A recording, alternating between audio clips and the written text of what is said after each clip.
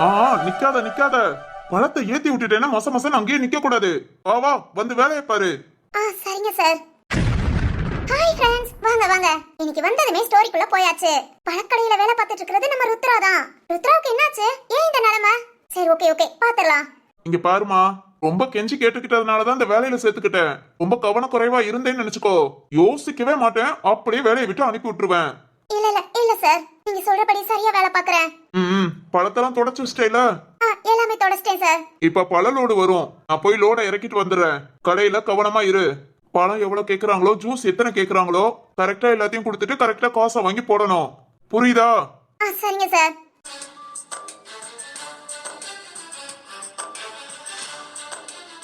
ருத்ரா, நீ Chennai main bus இன்னொரு ½ an அவர்ல இங்க வரும். இந்த பஸ்ல உள்ள கூட்டம் ஃபுல்லா நம்ம கடையில தான் ஜூஸ் குடிக்க வருவாங்க. ½ அன் அவர்ல முடிஞ்ச அளவுக்கு நான் வந்துருவேன். நான் வரலைனாலும் எல்லாத்தையும் கரெக்டா பாத்துக்கோ. சரிங்க சார், நான் பாத்துக்கிறேன். ஏதாவது டவுட் இல்ல ரேட் தெரியலட்டி எனக்கு கால் பண்ணு. Okay sir.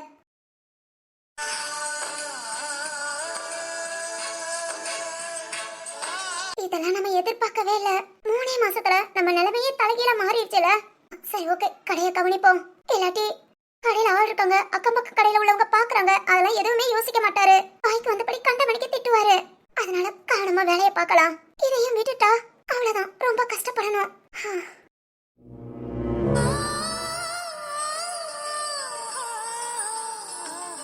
டேய் தீபு, உனக்கு என்ன ஜூஸ் வேணும்? டேய் டேய் மச்சான், அழுகுறியா? என்னடா ஆச்சு? டேய் சொல்லுடா. அந்த பொண்ணை பார்த்தா யாரா? உனக்கு தெரிஞ்ச பொண்ணா?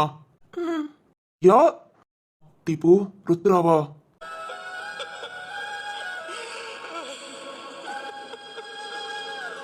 டேய் டேய், என்னடா இப்படி அழுதுகிட்டு இருக்க? அழாதடா தீபு. டேய், எங்கேயோ கல்யாணம் பண்ணி போய் சந்தோஷமா இருக்கான்னு நினைச்சேன்டா. ஆனா இப்படி அவ நல்லா படிக்கிற பொண்ணுடா, அவளுக்கு இந்த நிலைமையா? ஏய் மச்சான் மச்சான், அவட்ட பேசுடா, என்ன ஏதுன்னு கேளுடா. ஏய் நான் எப்படி? மச்சான் என்ன ஏதுன்னு கேளுடா. இப்போ என்னால கேட்க முடியாதுடா, அவளை பார்த்தாலே தானே போல கண்ணீர் வந்துரும். நீ பேசுடா, நம்ம எல்லாம் ஒரே ஊர் தானே, அவள நம்ம ஊர் தானடா, ஏதாவது சொல்லி பேசுடா. சரி சரி பேசுறேன். முத நீ நடு ரோட்ல நின்று அழுதுகிட்டு இருக்க, கண்ணீரத்தோட. இல்லடா மனசு. சரி பாத்துக்கலாம், முத அழுகை நிப்பாட்டு. டேய், உன் மனசு புரியுதுடா, ஆனா நீ இப்படி அழுதுனா அவகிட்ட போய் பேச முடியாது. நார்மலா இரு, ஜூஸ் குடிக்கிற மாதிரி என்ன ஏதுன்னு விவரம் கேட்கலாம். கேக்குறியா? கேக்குறேன்டா, வேற என்ன பண்ண? முத நீ கண்ணீரத்தோட அழுகை நிப்பாட்டு. சரிடா, வாடா பேசுடா. முகத்தை நார்மலா கொண்டுட்டு வா. டேய் நார்மலா இரு, ஓகேவா? ஆமா, ருத்ராவோட அப்பா பேரு என்ன? அவர் பேரு வெங்கடேசன்டா. வெங்கடேசன், அவங்க அம்மா பேரு கோகிலா. சரி ஓகே, வா பேசலாம். டேய் நீயா எல்லாத்தையும் பேசு, நான் பாத்துக்கிறேன், வா.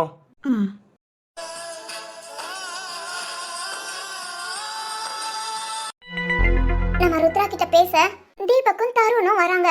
அவங்க 2 பேர்கிட்ட நம்ம ருத்ரா அவளோட இந்த நிலைமைக்கு என்ன காரணங்கிறத சொல்லுவாடா. Okay okay, பாத்துடலாம். டேய் மச்சான், பாத்து பேச்சு கொடுறா. நீ பேசாம இரு. Hello sister. சொல்லுங்கண்ணா, என்ன வேணும்? அம்மா தங்கச்சி. தங்கச்சியா? என்ன ஞாபகம் இருக்கா? யாருங்க நீங்க? நீ வெங்கடேசன் பெரியப்பா கோகிலா பெரியமா பொண்ணு தானே? ஆமா, நீங்க? நானும் நம்ம ஊர் தாமா.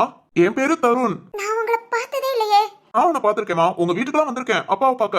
ஓ சாரிண்ணா, நான் பார்த்ததில்ல. ஓகேமா. அம்மா எப்ப சென்னைக்கு வந்தீங்க? 3 மாசம் ஆச்சு. அப்பா அம்மா எல்லாம் நல்லா இருக்காங்களா? நல்லா இருக்காங்கண்ணா. இல்லம்மா, நான் இங்க சென்னைக்கு வந்து 3 வருஷம் ஆச்சு. நம்ம ஊருக்கும் வரல, உங்க யாரையும் பார்க்கல, அதான் கேட்டேன். அப்பா அம்மா எல்லாம் ஊர்ல தானா இருக்காங்க, நான் மட்டும் தான் இங்க இருக்கேன். ஓ அப்படியா? படிக்காம எதுக்கு பழக்கடையில வேலை பாக்குறாங்கன்னு கேளு. ஆமா, நீ படிச்சுக்கிட்டு இருந்தமா, காலேஜ் முடிச்சிட்டியா? இல்லண்ணா, எனக்கு கல்யாணம் முடிஞ்சிருச்சு. என்னமா சொல்ற? படிச்சு முடிக்கக்குள்ளேவா? ஆமாண்ணா. ஓ ஓகே ஓகே. ஹஸ்பண்ட் என்ன பண்றாரு? இருக்காருண்ணா. ஆனா உங்களுக்கு என்ன ஜூஸ் வேணும்னு சொல்லுங்க. ருத்ரா. என் பேரும் தெரியுமா? தெரியும் தங்கச்சி, நம்ம எல்லாம் ஒரே ஊர் தானே. நான் உன் ஊர்க்கார பையன், அதுவும் உனக்கு அண்ணன் முறை வேணும். என்னமா, ஏதாவது ப்ராப்ளமா? இல்ல அப்பா அம்மா கூட இல்லைங்கிற, தெரியாத ஊரு, அதான் கேக்குறேன். அதெல்லாம் ஒண்ணு இல்லண்ணா. கடையில இப்படி ஆள நிக்க வச்சு பேசிட்டு இருந்தா எங்க சார் வந்ததும் திட்டுவாரு. என்ன ஜூஸ் வேணும்னு சொல்லுங்க. அழுகுறாடா. சரி விட்டு, அப்புறம் பேசிக்கலாம். நீ முத அழாம இரு. நம்மளால முடிஞ்ச உதவி பண்ணலாம்டா, என்ன எதுன்னு கேளு. சரி. தங்கச்சி. அண்ணா ப்ளீஸ் சாரிண்ணா. என்ன இப்படி பார்த்தேன்னா நம்ம ஊர்ல யார்கிட்டயும் சொல்லிடாதீங்க. அது என் அப்பா அம்மாட்ட ப்ளீஸ்ண்ணா. சரிம்மா. தங்கச்சி அழுகுற. ஓ அண்ணனா கூட பிறந்தவனா கேக்குறேன். ஏதாவது பிரச்சனையாமா? நீங்க உண்மையிலே எங்க ஊர்க்காரங்க தானா? நான் உங்களை பார்த்ததே இல்லையே. நம்ம எல்லாம் ஒரே ஊர் தாமா. இதோ நிக்கிறானே தீபக்கு, இவனும் நம்ம ஊர் தான். சாரிண்ணா. ஏதாவது பிரச்சனையாமா? இல்லண்ணா. நான் உங்க வீட்டுல யார்கிட்டயும் சொல்லல. உன் கூட பிறந்தவனா நினைச்சுக்கோ. ஏதாவது ஹெல்ப் வேணும் இல்ல ஏதாவது ஒரு பிரச்சனைனா என்கிட்ட சொல்லுமா, நான் பாத்துக்கிறேன். இல்லண்ணா, நான் பாத்துக்கிறேன். நீங்க எங்க இருக்கீங்க? இந்த ஃப்ரூட் மார்க்கெட்டுக்கு எதுக்கு ஒரு பார்க் இருக்கு பத்தியா, பக்கத்துல ஒரு அபார்ட்மெண்ட், அங்கதாம்மா இருக்கேன். நான் என் போன் நம்பர் வேணா தாரேன். உனக்கு ஏதாவது தேவைன்னா எனக்கு கால் பண்ணு. சரிண்ணா. ஆனா யாருமே இல்லாம தனியா இங்க இருந்தேன். இங்க நம்ம ஊரு, அதுவும் தங்கச்சின்னு சொன்னதும் ஒரு மாதிரி எமோஷனலா அழுதுட்டேன். எதுவும் நினைச்சுக்காதீங்க. இல்ல அதெல்லாம் ஒண்ணு இல்லம்மா. இருங்கண்ணா, ஜூஸ் போட்டு கொடுக்குறேன். சரிம்மா. புத்ரா அவளை பத்தின எந்த விவரத்தையும் சொல்லல. நான் தருண் அண்ணன் சொன்னதும் அவன் மனசுக்குள்ள ஒரு சந்தோஷம். நமக்கும் இந்த ஊர்ல தெரிஞ்ச ஆள் ஒருத்தவங்க இருக்காங்கன்னு. எல்லாம் ஓகே. ருத்ரா திரும்ப தருணுக்கு கால் பண்ணுவாளா? அவளோட பிரச்சனை என்ன ஏதுங்கறத சொல்லுவாளா? அதே நாள் ஈவினிங். இந்த பார்க்க தானே ருத்ரா கிட்ட சொன்னோம். அதனால ஒருவேளை ருத்ரா இங்க வருவாளா, நம்ம கிட்ட ஏதாவது பேசுவாளான்னு நினைச்சு ரெண்டு பேரும் ரொம்ப நேரமா வெயிட் பண்ணிட்டு இருக்காங்க. ஆனா நம்ம ருத்ரா வருவாளா? என்னடா மச்சான், இங்க வருவான்னு நினைச்சா இவ்வளவு நேரம் வெயிட் பண்ணிட்டோம், வரவே இல்ல. டேய், நான் தங்கச்சின்னு சொன்னனாலதான் அவ்வளவு தூரம் நம்பி பேசினா. இல்லனா அது கூட பேசிருக்க மாட்டா. இப்போ உனக்காக தான் இங்க வந்து நான் வெயிட் பண்ணிட்டு இருக்கிறதும். பாக்கலாம்டா, வந்தா என்ன ஏதுன்னு கேட்போம். எனக்கே பார்த்ததும் மனசுக்கு கஷ்டமா தான் இருந்தது. ஒரு செகண்ட்ல டக்குன்னு அவளால கண்ட்ரோல் பண்ண முடியாத அழுக என்னமோ மனசுக்குள்ள உறுத்துதுடா. ஏண்டா எருமை, லவ் பண்ணி தொலைச்சியே ஒன்னு அவகிட்ட சொல்லிருக்கணும், இல்ல உங்க வீட்டுல போயாவது பேசியிருக்கணும். எல்லாத்தையும் விட்டுட்டு நீ ஷோ. ஏண்டா நீங்களா எதுக்குடா லவ் பண்றீங்க? டேய் மச்சான், என்னடா அப்படி பேசுற? நான் காலேஜ் முடிச்சிட்டேன், வேலைக்காக வெயிட் பண்ணிக்கிட்டு இருக்கேன். ஆனா அவ அப்படி இல்லடா, படிச்சுக்கிட்டு இருந்தா. படிக்கிற பொண்ணுட்ட எப்படின்னா ஆனா ருத்ராவுக்கு ஏதோ ஒரு பிரச்சனை இருக்குடா. அவ கண்ணீரை பார்த்ததும் அதை கடந்து போக மனசு இல்ல. சரி ஓகே, நாளைக்கு காலைல திரும்பவும் அந்த பழக்கடைக்கு போலாம். என்ன ஏதுன்னு திரும்பவும் பேச்சு கொடுப்போம். டேய் மச்சான், இப்ப வேணா போய் பார்க்கலாமா? போய் பாரு, அவளுக்கு நம்ம மேல உள்ள நம்பிக்கை கூட போயிடும். பேசாம இருடா. இந்த மாதிரி நம்ம தீபுவும் தருணும் பேசிட்டு இருக்கிற நேரம் ஒரு குரல், அண்ணா.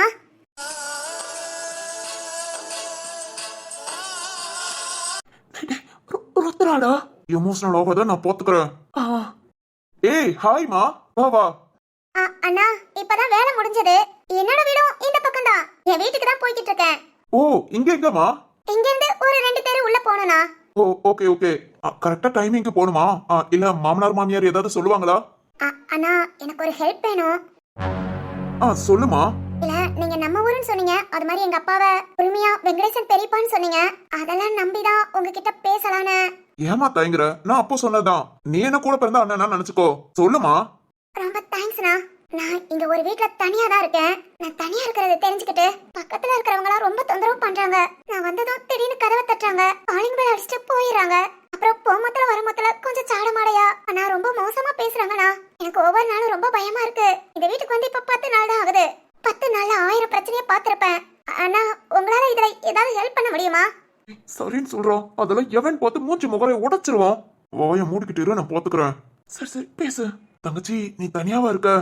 ஹஸ்பண்ட் மாமனார் மாமியாரு? 10 நாளைக்கு முன்ன வரைக்கும் எல்லாரும் கூட இருந்தேனா, முடியல. தினம் தினம் நரகத்துல இருக்கிற மாதிரி இருக்கு. அதனால துணிஞ்சு வெளியே வந்துட்டேன். ஆனா இங்க வந்து பார்த்தா அதை விட கொடூரமா இருக்கு. ஏன்னா ஒரு பொண்ணால தனியா நின்னு வாழ முடியாதா? ஏமா வாழ முடியாது? அதெல்லாம் வாழலாம், நான் பாத்துக்கிறேன். நீ தைரியமா உன் வீட்டுக்கு போ. சரிண்ணா. அப்புறம் என்ன பிரச்சனை என்னன்னு? இல்ல படிச்சுக்கிட்டு இருக்கிற பொண்ணு அழ வேண்டான்னு சொல்லுடா. தங்கச்சி அழாதமா. என்னமா? அண்ணா, யார்கிட்டயாவது சொன்னா என் மனசு லேசா இருக்கும். மனசுக்குள்ள எல்லாத்தையும் போட்டி போட்டு யாராவது என்கிட்ட நார்மலா பேசினா கூட என்ன அறியாம அழுக வந்துடுது. உங்ககிட்ட சொன்னாலாவது இந்த கண்ணீராது குறையும். ஆனா திரும்பவும் நான் உங்களை நம்பலாம்ல? பெத்த தாயி கூட பிறந்தவங்க எல்லா பொண்ணுங்களையும் மதிக்கிறவன். இந்த அளவுக்கு உன்னை பேச வச்சு நான் உன்னை ஏமாத்தனேனா? நான் மனுஷ ஜென்மமே கிடையாது. என் அம்மாவே என்ன. அண்ணா நம்புறேனா? சொல்லுமா, என்ன பிரச்சனை? ருத்ரா அவளுக்கு என்ன நடந்துச்சுன்னு சொல்றா. ருத்ராவோட இந்த நிலைமைக்கு யார் காரணம்? வாங்க வாங்க, ருத்ரா சொல்றா கேட்டலாம். எப்பவும் போல ரொம்ப சந்தோஷமா காலேஜுக்கு போய்கிட்டு இருந்தேனா, ஒரு நாள் எங்க அப்பா கூப்பிட்டு திட்டினாரு. காலேஜுக்கு ஒழுங்கா போக மாட்டியா, படிக்கிற வேலையை பாக்குறியா என்ன? படிக்கணும்னு நினைச்சு போனா போ, இல்லாட்டி போகாதானே சம்பந்தமே இல்லாம திட்டினாரு. இப்பவும் சந்தோஷமா பேசுற அம்மா அவன் கோபப்பட்டு பேசினாங்க. எனக்கு ஒண்ணும் புரியல. நான் மறுநாளும் காலேஜுக்கு கிளம்பி போனேன். ஆனா எங்க அப்பா என் பின்னாடியே வந்திருப்பாருன்னு எனக்கு தெரியாது. நான் பஸ் ஏறி காலேஜ் போயிட்டேன். எங்க அப்பா என் பின்னாடியே வந்து என்ன காலேஜ்ல இருந்து வீட்டுக்கு கூட்டிட்டு வந்து. யாரு யாரு அந்த பையன்? அப்பா எனக்கு தெரியாதுப்பா. உன்னை நம்பினேடி, நம்பினதுக்கு இப்படி பண்ணிட்டேல.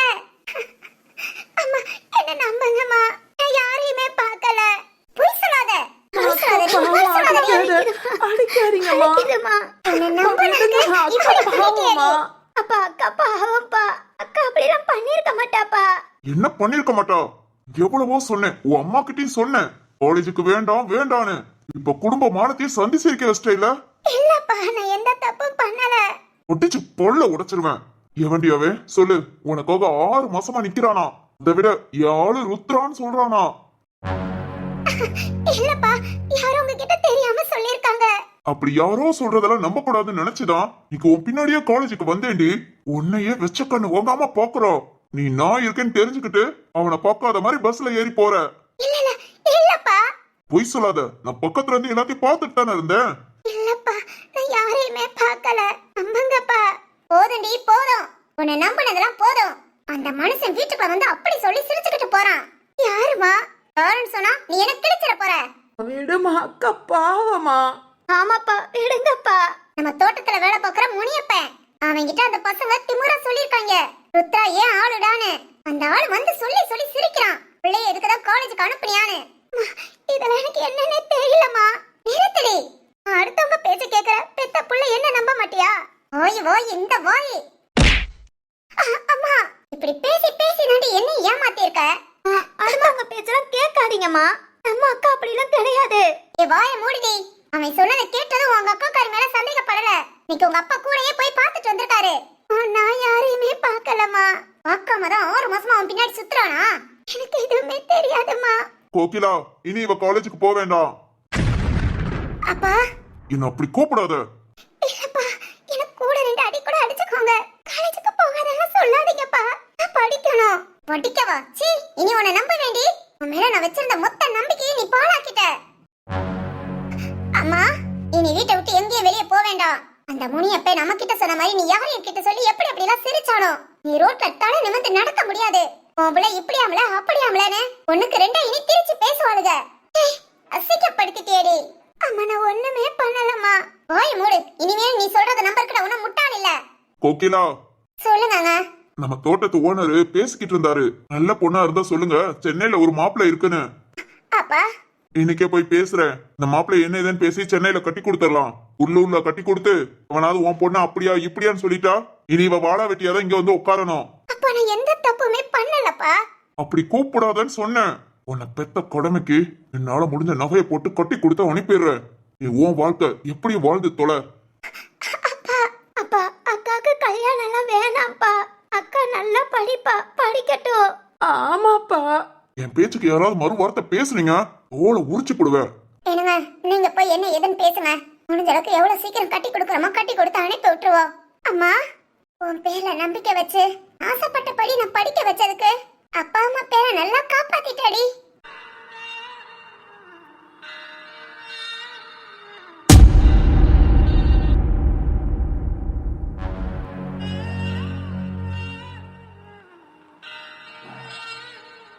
ருத்ரா, நான் எவ்வளவா சொன்னேனா யாருமே என்ன நம்ப மாட்டேன்ட்டாங்க. அடுத்து எனக்கு கல்யாணம் பேசி கல்யாணம் முடியற வரைக்கும் வீட்டு வாசல கூட மிதிக்க விட மாட்டேன்ட்டாங்க. இத்தவங்க என் மேல வச்ச நம்பிக்கை நான் வீட்டை விட்டு ஓடி போயிருவேன்னு எவ்வளவோ கெஞ்சி பார்த்தேன், அழுது பார்த்தேன். என் அப்பா அம்மா காலில எல்லாம் விழுந்து கதறினேன். கல்யாணம் வேண்டாம், நான் படிக்க கூட போல, வீட்லயே இருந்துக்கிறேன்னு. யாரும் என்ன நம்ப மாட்டேன்ட்டாங்க. டக்கு டக்குன்னு என்ன ஏதுன்னு யோசிக்கல. கல்யாணம் முடிஞ்சது. என்னோட சர்டிபிகேட் எல்லாத்தையும் நான் இங்க கொண்டு வந்தேன். இவங்க வீட்டுல பேசியாது நம்ம எப்படியாவது படிக்கலான்னு வந்த 1 வாரம் நான் அழுதுகிட்டே இருந்தேன். படிக்கணும்னு சொன்னேன். என்ன கட்டிக்கிட்ட என் புருஷன் என்கிட்ட ரொம்ப நல்ல விதமா பேசி உனக்கு என்ன பிரச்சனை, ஏன் படிக்காம கல்யாணம் பண்ணி வச்சிட்டாங்க, படிக்கிற பொண்ணு இவ்வளவு ஆர்வமா இருக்கிற நீ ஏன் கல்யாணம் பண்ணிக்கிட்ட, இதெல்லாம் கேட்டான். நானும் எனக்கு நடந்த பிரச்சனை எல்லாத்தையும் சொன்னேன். அடுத்த செகண்ட் அவங்க அம்மாவை கூப்பிட்டு இவ கெட்டு போன பொண்ணு, அதனால அவசர அவசரமா நம்ம தலையில கட்டி வச்சிட்டாங்கன்னு சொல்லிட்டான். அந்த செகண்ட் உடைஞ்சிட்டேன். ஒருத்தனை நம்பி நம்ம வாழ்க்கையில நடந்ததெல்லாம் சொன்னா அவன் நம்மள அதுக்கு மேல சந்தேகப்படுறானேன்னு கல்யாணம் முடிச்ச 1 வாரத்துல இருந்து அவங்க வீட்டுல இருக்கிற எல்லாரும் என்ன கல்யாணம் பண்ணிக்கிட்டவன் அவங்க அப்பா அம்மா அக்கா அண்ணன் முதற்கொண்டு என்ன ரொம்ப மோசமா பேச ஆரம்பிச்சிட்டாங்க. வீட்டுல ஒரு நாயை விட மோசமா நடத்தவும் ஆரம்பிச்சிட்டாங்க. எல்லாத்தையும் எங்க அம்மாட்ட போன் பண்ணி சொன்னேன். என்ன வந்து இங்க கூப்பிட்டுட்டு போயிருமா, என்னால இங்க இருக்க முடியலன்னு. உன் திமிருக்கு நீ ஆடிட்டு இப்ப அங்க இருக்க முடியலனா நீ இங்க வாழ வெட்டியா வந்து உட்காந்து உன் தங்கச்சி வாழ்க்கையை பாழாக்க போறியா? இந்த காலத்துல நீ வந்து இப்படி உட்காந்து இருந்தா உன் தம்பிக்கு கூட எவனும் பொண்ணு கொடுக்க மாட்டான். நீ அது உன் வாழ்க்கை கஷ்டமோ நஷ்டமோ அங்க இருந்து நீ சமாளி, இங்க நம்ம வீட்டுக்கு வந்துடாதன்னு சொல்லிட்டாங்க.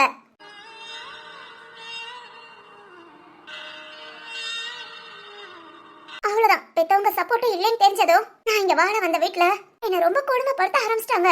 யார் யார் அடிக்கிறேன்னு கூட வித்தியாசம் இல்ல. எல்லாரும் என்ன அடிக்க திட்ட தப்பான தட்டுல வச்சு தூக்கி போட. இதுக்கு மேலே என்னால அந்த வீட்ல இருக்க முடியல. நீங்களும் வேண்டாம், நீங்க கொடுக்குற வாழ்க்கையும் வேண்டான்னு வீட்டை விட்டு வெளியே வந்து 10 நாள் ஆகுது. பணக்கடையில வேலை கேட்டேன், சரின்னு சொன்னாரு. நான் வாழ வந்த வீட்டு பக்கத்துல ஒரு அக்கா, அவங்க இல்லாதவங்க முடியாதவங்களுக்கு உதவி பண்ணுவாங்க. அவங்க தான் எனக்கு இந்த வீட வாடகைக்கு பிடிச்சு கொடுத்தாங்க. ஃபர்ஸ்ட் அட்வான்ஸ் நான் கொடுத்துட்டேன். இனி வேலை பார்த்து நீ உன் பொழப்ப பாத்துக்கோன்னு. இதுக்கு மேல உனக்கு நான் இந்த உதவி செய்ய முடியாதமா? ஏன்னா உன்னை விட கஷ்டப்படுறவங்க நிறைய பேர் இருக்காங்கன்னு. அப்பதான் புரிஞ்சுச்சு, நம்மளை விட கஷ்டப்படுறவங்க எவ்வளவு பேர் இருக்கும்போது நாம ஏன் ஏதாவது தப்பான முடிவு எடுக்கணும்? நம்மளே வேலை பார்த்து என்னோட குறை படிப்பை நல்லா படிச்சு இந்த மாதிரி எவ்வளவு பேர் கஷ்டப்படுறாங்க, அவங்களுக்கு எல்லாம் உதவி பண்ணா என்னன்னு தோணுச்சு. அந்த ஒரு வைராக்கியத்துல வெளியே வந்து இப்ப வேலை பார்த்துட்டு இருக்கேனா.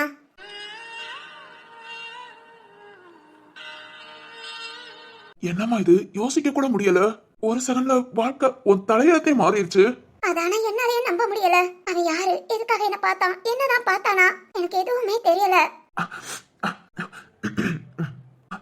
என்னங்க, இல்ல உங்க அப்பா கிட்ட ஒருத்தர் முனியப்பண்ண போட்டு கொடுத்தாருன்னு சொன்னீங்களே, அவர் யாருங்க? எப்படி இருப்பாரு? நீங்க பாத்திருக்கீங்களா?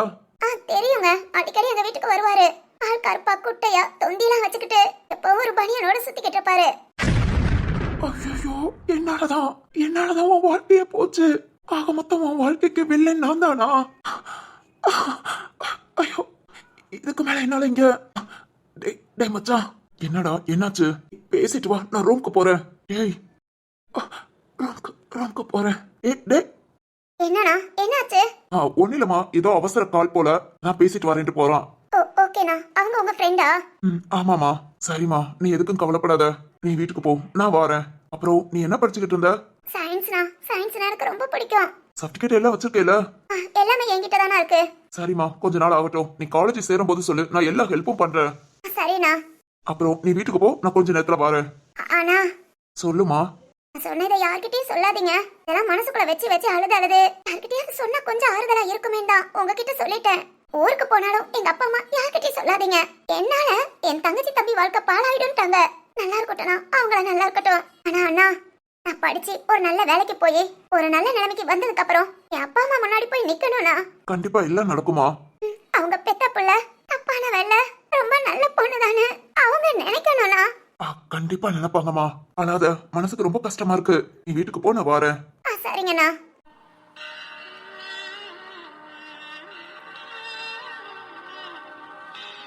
நம்ம ருத்ராவுக்கு நடந்த இவ்வளவு பிரச்சனைக்கும் காரணம் நம்ம தீப்பு தானே. இதுக்கு தாங்க வீடியோ ஸ்டார்டிங்ல உங்ககிட்ட சொன்னேன், நம்ம தீப்புக்கு ஹீரோவா இல்ல வில்லனான்னு சொல்லுங்கன்னு.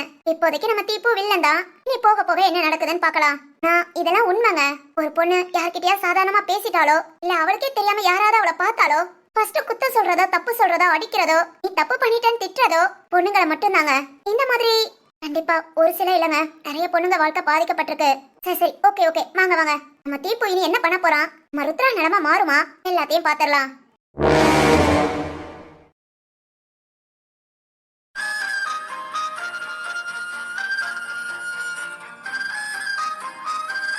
டேய் தீபு, தீபு இங்கதான் இருக்கியா? என்னடா, என்ன ஆச்சு? தீபு. டேய் மச்சான், ருத்ரா வாழ்க்கைய பாழாக்குன இந்த படுபாவி நான் தான்டா. என்னடா சொல்ற? ஆமாண்டா தருண், ருத்ரா சொன்ன எல்லாமே நான் தான்.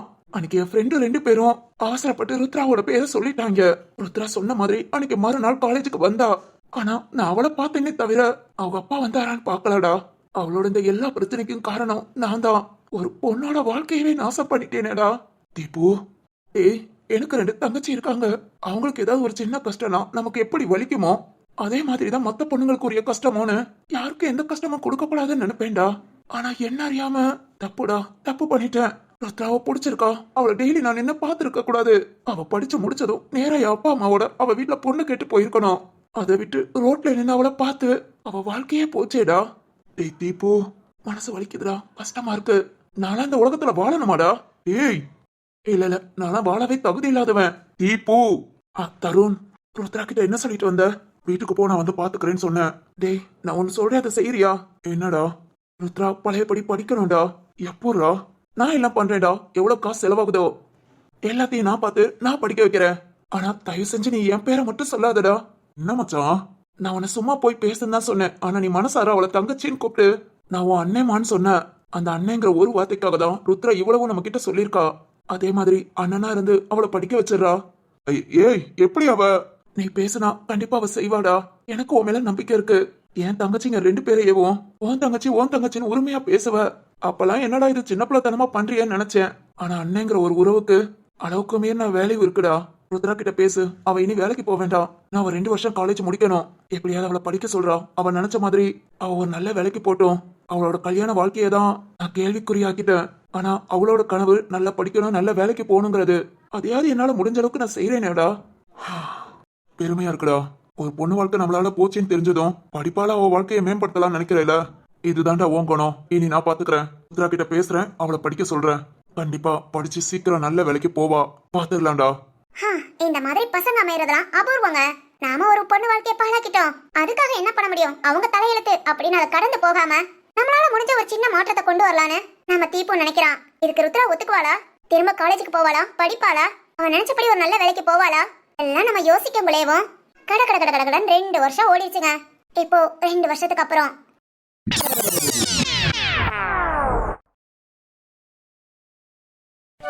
டாட், தீபு, ருத்ரா வந்தாச்சாடா? இல்ல டாட், இப்போ வந்துருவா. டாட், அவ காலேஜ்ல அவ தான் ஃபர்ஸ்ட். இன்னைக்கு அவ காலேஜ்ல நடக்கிற ஃபங்க்ஷன் அவளுக்காகவே நடக்குது. வாவ், சூப்பர்டா. அப்புறம் டாட் சொல்லுடா. ருத்ராவுக்கு ப்ராப்பரா டைவர்ஸ் கிடைச்சிருச்சு. ஓ, ஓகேடா. தீபு, நீ எதுவும் கஷ்டப்படுறியா? கஷ்டம்னா அவ வாழ்க்கையில தோத்துட்டாளே டாட். அதுக்கு நானே காரணம் ஆயிட்டேன்ல. ஈப்பு, இதையே சொல்லாதன்னு நான் சொல்லியிருக்கேன்.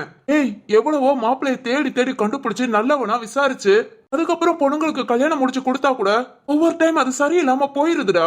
இது அந்த மாதிரி நினைச்சுக்கோ. நீ காரணம் யோசிக்காத. இங்க பாரு தீப்பு, உன்னால முடிஞ்ச அளவுக்கு நீ ருத்ராவை படிக்க வைக்கணும்னு ஆசைப்பட்ட. அதுவும் அவ ஆசைப்பட்டதுக்கு மேலேயே படிச்சிட்டா. இனி இப்ப பாரு, வரும்போது வேலையோட வருவா. எல்லாம் மாறிடுச்சுடா. ஒரு பொண்ணோட படிப்பு அவ வாழ்க்கையவே மாத்தும். ருத்ரா கையில படிப்பு இருக்கு. அழியாத செல்வத்தை கொடுத்துருக்க. இன்னும் மனசை போட்டு குழப்பாத. சரி டாட், உன்கிட்ட பேசினாதான் மனசுக்கே லேசாயிடுது. சரி சரி, தருண் என்ன பண்றான்? அவன் ருத்ரா கூட காலேஜுக்கு போயிருக்கான் டாட். நீயும் போயிருக்க வேண்டியதானடா? இல்ல டாட், இப்ப வரைக்கும் நான் அவகிட்ட இருந்து தள்ளிதான் இருக்கேன். அவகிட்ட நான் சரியா பேசக்கூட இல்ல. ஏண்டா, ஒரு ஃப்ரெண்டாவது பேச வேண்டியதானே? இல்ல டாட், அவளை என்னால நிமிந்து கூட பார்க்க முடியல. அவளை பார்த்தாலே அவ வாழ்க்கை இப்படி போனதுக்கு நான் தான் காரணம்னு உள்ளுக்குள்ள உறுத்துது டாட். இப்போ இப்பதான் இப்படி பேசாதன்னு சொன்னேன். Okay okay okay dot. சரி, எப்ப நம்ம ஊருக்கு வர? சீக்கிரமே வரேன். ஆமா, பாப்பாங்க 2 பேரும் காலேஜ் போயாச்சா? போயாச்சுடா. அம்மா பக்கத்துல கோவிலுக்கு போயிருக்காடா. சரி ஓகே டாட், எல்லாரும் வந்தது சொல்லிடுங்க. நான் அப்புறம் அம்மாக்கு தனியா கால் பண்ணிக்கிறேன். ஓகேடா. இங்க பாரு, எதுவும் நினைக்காம இரு. அப்பா இருக்கேன். எதா இருந்தாலும் எனக்கு உடனே கால் பண்ணு. சரிங்க டாட். வச்சிடுறா. Okay dot. இந்த 2 வருஷத்துல எவ்வளவோ மாற்றம் வந்தாலும் நம்ம தீபுவோட மனசை மட்டும் மாத்தவே முடியல. நம்ம ஒரு பொண்ணு வாழ்க்கையை எப்படி பாழாக்கிட்டோமேனு தினந்தோறும் கஷ்டப்பட்டுட்டு தான் இருந்தான். இப்போ வரைக்கும் அவன் ருத்ரா கிட்ட சரியா பேசினது கூட இல்ல. அப்புறம் நம்ம ருத்ரா காலேஜ் ஜாயின் பண்ணி நல்லா படிச்சு இன்னைக்கு காலேஜ்ல அவளுக்காகவே ஃபங்க்ஷன் நடக்குதுங்க. ஃபங்க்ஷன் அட்டெண்ட் பண்ணிட்டு இப்ப கொஞ்ச நேரத்துல இங்க வந்துருவா. நம்ம ருத்ராவை பாத்துடலாமா? நம்ம டாட் மட்டும் இல்லனா இந்நேரம் ருத்ராவை இந்த அளவுக்கு படிக்க வச்சிருக்க முடியாது. அப்பா, நீ உண்மையிலே ரொம்ப கிரேட்பா. நான் சொன்னேங்கிற ஒரே காரணத்துக்காக நான் கேட்கிற பணத்தெல்லாம் நீ அனுப்பி நம்ம வீட்டு பொண்ணு மாதிரி ருத்ராவையும் படிக்க வச்சிட்டீங்கப்பா. ஆனா ருத்ரா வாழ்க்கை இப்படி ஆனதுக்கு காரணம் நான் தான் தெரிஞ்சா ருத்ரா என்ன மன்னிக்கவே மாட்டா. அதனால இன்னைக்கு ருத்ரா வந்ததும் அவகிட்ட பேசிட்டு அப்படியே ஊருக்கு கிளம்பிடணும். டேய் மச்சான். ஏய் தருண், காலேஜ். டேய் ருத்ரா. ஐயோ, எதிர்பார்க்கவே இல்லடா. இன்னைக்கு காலேஜ் ஃபங்க்ஷன் முழுக்க முழுக்க நம்ம ருத்ராவுக்காக. அப்புறம் வேலை கன்ஃபார்ம்டா. என்னடா சொல்ற? ஆமாடா, டேட்டா இன்ஜினியரிங் நம்ம ருத்ரா. டேட்டா இன்ஜினியரிங்கா? ஏய், ஸ்டார்டிங் சம்பளம் எவ்வளவு தெரியுமா? எவ்வளோடா? பொதுவா எல்லாருக்குமே 40-50 கொடுப்பாங்க. நான் நம்ம ருத்ரா டேலண்ட பார்த்து மாசம் 80,000 ரூபாய் சம்பளம்டா. அதுவும் இந்த 1 வருஷம் தான். 1 வருஷம் கூடிருச்சு. அதுக்கப்புறம் 1-1.5 தாண்டும். ஏய், கேட்கவே சந்தோஷமா இருக்குடா. எல்லாம் ஒன்னால மச்சான். ஏய், அதை மட்டும் சொல்லிடாத. என்னாலங்கிற வார்த்தையே வேண்டாம். ஏன்டா? இதெல்லாம் நான் செஞ்சேன்னு ருத்ரா அவ்வளவு சந்தோஷப்பட்டு பேசிட்டு இருக்காடா. நீ ஏன் தெரிஞ்சா ரொம்ப சந்தோஷப்படுவா. இல்லடா, அதை விட அவ வாழ்க்கையை பாழாக்குனதே நான் தான் தெரிஞ்சா இந்த படிப்பெல்லாம் வெறுத்துருவாளோன்னு பயமா இருக்கு. என்னடா இப்படி யோசிக்கிற? மச்சான், இந்த உண்மையில நான் மண்ணோட போகும்போது அப்படியே கூட சேர்ந்து போயிடட்டும்டா. எதுவுமே ருத்ராவுக்கு தெரிய வேண்டாம். அப்புறம் நான் அப்படியே ஊருக்கு கிளம்புறேன். ஏன்டா? இங்க உனக்கு ஒர்க்கெல்லாம் பிடிச்சிருக்குன்னு சொன்னேன். உனக்கும் நல்ல சம்பளம். இன்னும் என்னடா? இல்லடா, இனியும் நான் ருத்ராவை பாத்துக்கிட்டு இருந்தா நல்லா இருக்காது. அண்ணனா நீ இருந்து பாத்துக்கற போதும். நான் ஊருக்கு போறேன்டா. அங்க போய் நான் ஒரு வேலையை பார்த்துட்டு நம்ம தங்கச்சிங்க எல்லாம் காலேஜ் முடிக்க போறாங்கடா. அடுத்து அவங்க லைஃப் அப்படியே அவங்கள பார்க்க சரியா போகும். தீபு, உன்னோட வாழ்க்கை என்னடா என்னோட வாழ்க்கை, ருத்ரா வாழ்க்கையே வீணாக்கிட்டேன் பாத்தியா, டைவர்ஸ் கூட வாங்கிட்டா. ஆனாலும் அவங்க ரொம்ப மோசம்டா. நாம இருக்க முதல்ல வந்து எப்படி பேசுறாங்க பாத்தியா. நாம இருந்தனாலதான்டா அப்படி பேசுறாங்க. ஒரு பொண்ணு தனியா முன்னேறணும்னு நினைச்சா அந்த பொண்ணுக்கு பக்கப்படமா நம்ம அண்ணனா கூட நின்னா கூட சந்தேகப்படுற உலகம்டா. தாலி கட்டின புருஷன் என்ன நினைப்பான். ஏடே அந்த வார்த்தையை சொல்லாத, எரியுது. சரி விடு, அதான் ருத்ரா ஒரு முடிவெடுத்து டைவர்ஸ் வாங்கிட்டால, இனி அவ லைஃப் சந்தோஷமா இருக்கும். ஆமாடா, ஆனா அவ ஒர்க் பார்க்கும்போது அப்பப்போ அப்படியே அவ வாழ்க்கைய பத்தி பேசு. அவளுக்குன்னு இன்னும் நல்ல வாழ்க்கை அமையும்டா. இப்போ அவ சந்தோஷமா இருக்கணும்டா. ஏண்டா நீ இல்ல யோசிக்கவே மாட்டேன். இனி இந்த மாதிரி ஒரு யோசனை என் வாழ்க்கையிலே வராது. ஒரு பொண்ணை பிடிச்சிருக்குங்கிறதுக்காக அவளுக்கே தெரியாம அவ வாழ்க்கையவே வீணாக்கிட்டேன். இனி இந்த தப்ப நான் எந்த காலமும் பண்ண மாட்டேன்டா. சரி, ருத்ரா வந்தது நான் பேசிட்டு அப்படியே கிளம்புறேன். நீ எல்லாத்தையும் பாத்துக்கோ. ஏய், யோசிச்சு முடிவெடு. நல்லா யோசிச்சுட்டேன், நீ பாத்துக்கோ மச்சான். சரி ஓகேடா. வா, ரூமுக்கு போய் எல்லாத்தையும் பேக் பண்றேன். வா.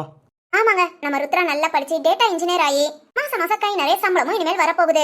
இதுக்கெல்லாம் காரணம் நம்ம தீபுவா இருந்தாலும் இப்ப வரைக்கும் யார்கிட்டயும் சொல்ல வேண்டாம்னு சொல்லிட்டான். யார்கிட்டேனா இதை தெரிஞ்ச 2 பேரு, நம்ம தருணும் தீபுவோட அப்பாவும். அவங்க யாரும் நம்ம ருத்ரா கிட்ட சொல்ல மாட்டாங்க. இப்ப நம்ம தீபு ஊருக்கு கிளம்புறான். நம்ம ருத்ராவுக்கு சென்னையிலே வேலை. நீ அவளோட லைஃப் அப்படியே டோட்டலா மாறிடுங்க. ஆனா என்ன, தீபுவோட குற்ற உணர்ச்சி மட்டும் இன்னும் மாறவே இல்ல. சரி, நம்ம தீபு ஊருக்கு கிளம்புறான். நீதான் நம்ம ருத்ரா வருவா. வாங்க வாங்க, நம்ம போய் பார்த்துட்டு தீபு அப்படியே ஊருக்கு வழி அனுப்பி வைக்கலாம்.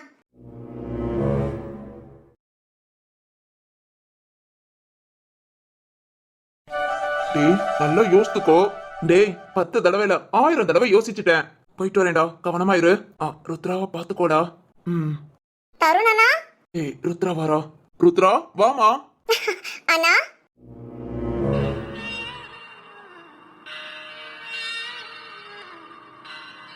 முறை நம்ம ருத்ரா முகத்துல சிரிப்பா பாக்குறான். அத பார்த்ததுமே தன்னறியாம சிரிக்கிறான் தீபு. என்னன்னா பேக்லாம் பண்ணிருக்கீங்க? ஆமாமா, நம்ம தீபு ஊருக்கு கிளம்புறான். தீபு ஊருக்கா? என்னன்னா திடீர்னு? அவனுக்கு அவங்க அப்பா அம்மா பார்க்கணும் போல இருக்கான். என்னம்மா என்னாச்சு?